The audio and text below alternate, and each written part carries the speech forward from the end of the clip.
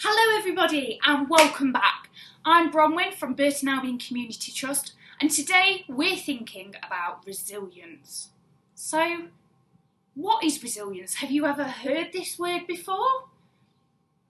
Perhaps, maybe not. Well, resilience is bouncing back after difficult times. It means dealing with challenges and still holding your head up. It's giving things a go or trying your best. It's being strong, but on the inside. And it's being able to cope with what life throws at you and being able to shrug it off. So, I've got a task, okay? And this task will help us think about resilience and how we can help my friend Billy, okay?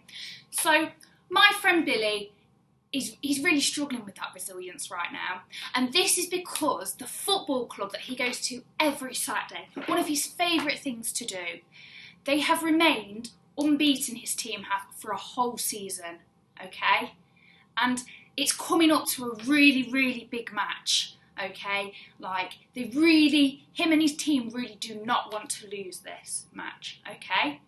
So, I want you to pause this video in a moment and think about how Billy might be feeling in the lead up to this really big match, okay? I mean, have you ever experienced this before? Have you ever, gone to a football match or got ready for a football match? How might you feel then? Or a gymnastics tournament or anything like that? Maybe you go horse riding and you've had a big competition. Think about how Billy might be feeling or how you might be feeling. You and your friends on your table can share some ideas about how you might be feeling in those situations. So pause right here and write down some of those feelings and those ideas. Brilliant! So I'm hoping that you've all been able to talk about how Billy might have been feeling in that situation and maybe how you have felt in that situation too. So we kind of get an insight of what Billy's going into feeling here. I think he might be feeling quite anxious, quite nervous. At the beginning, Billy's team are winning. They're winning 1-0. They're doing really great. The other team just can't get close to him. But then, the other team, they managed to score a goal. Oh no, Billy thinks, and his team don't seem very happy. But they keep on playing, and then the other team managed to score another goal. Oh no, Billy's really not feeling great now, guys. And eventually, it's 4-1 to the other team. Billy's team are losing. Billy's team, they begin to blame each other. You should have caught the ball. You should have done this. You should have done that. They're beginning to blame and argue for losing. And Billy, he ends up giving up. Even after his coach tried to pep talk them and tried to tell them, like, it doesn't matter, just keep playing. You're working really hard as a team. Billy didn't want to listen, and neither did his team. So they ended up losing. Billy goes home after the match and he doesn't want to talk about it. Not even to his best friend, Betty. He says he doesn't want to play football anymore. I want you to pause here and write 3 words that describe how Billy might be feeling now at the end of the match. Sometimes we are faced with difficult situations. Billy was in a really difficult situation. Him and his team was losing, okay? But part of resilience is being able to deal with when we lose. It's hard. It's really hard losing. When we are able to deal with these situations in a calm and positive way, it will really help build up that resilience. You're able to deal with people better when you've built that up. And even more challenging situations. I want you to talk about here what Billy and his team might have done differently. So, like I said, it can be hard to deal with these situations, and sometimes we react in that negative way, like Billy did. He might have felt frustrated and upset, but instead of working together with his team to have more of a positive way of looking at the match, if his team had listened to the coach, not argued, said kind words to each other to help, the score might have been different. And for Billy, even after the match, when he was feeling a bit deflated, maybe if he'd have had a chat to his best friend Betty, it might have helped him to feel a bit better.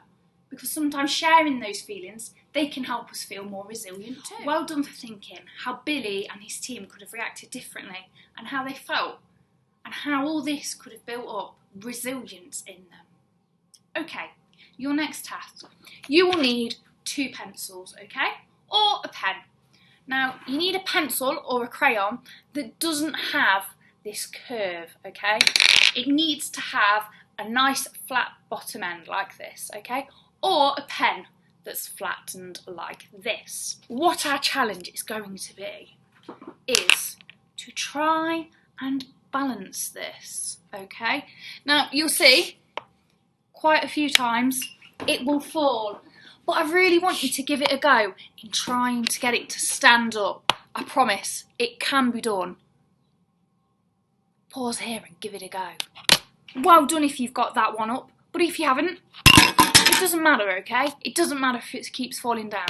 I want you to try and get another pen, pencil, crayon, whatever you've got. And now I want you to see if you can get 2 standing up. Now, if you couldn't do that, that's totally fine.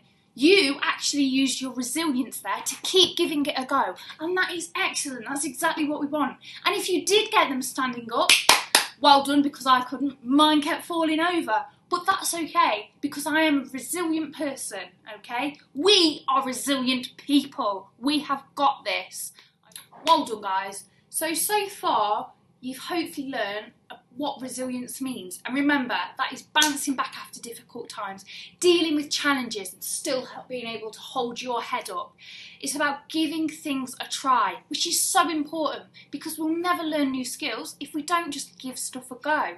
It's about being strong, but on the inside, and it's being able to cope with what life throws at you and being able to shrug it off sometimes.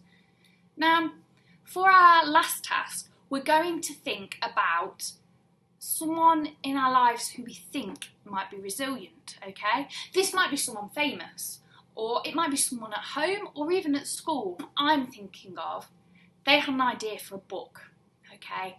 And it took them many, many years to even write the first 3 chapters. And when they did get those down and they were able to expand on that, they took it to loads of people to look at the book and to see if it could be published and to see if lots of other people could read it like yourselves. This person had their book turned down 12 times. Think how resilient that person must have been to keep going and giving it to lots of different publishers to try and get this book out there. This person was J.K. Rowling. It took her 12 attempts to try and get Harry Potter to be released. And if she hadn't have kept trying, if she hadn't have kept that resilience, we'd live in a world without Harry Potter. To wrap up, resilience, bouncing back after difficult times, dealing with challenges and holding your head up, strong but on the inside. Remember, you helped Billy. You were able to think about how he was feeling leading up to his match and during his match, and what him and his team perhaps could have done better after that match, or what they could do next time when they play a match and perhaps it's not going as well for them. Then we were resilient with our pens and pencils, trying to balance them. If you kept giving that a go, you are a resilient person because you kept trying. Facing challenges, keeping calm and being positive is such an important skill for life. I really hope that you've been able to learn a little bit more about resilience today, and hopefully you can carry on building upon yours.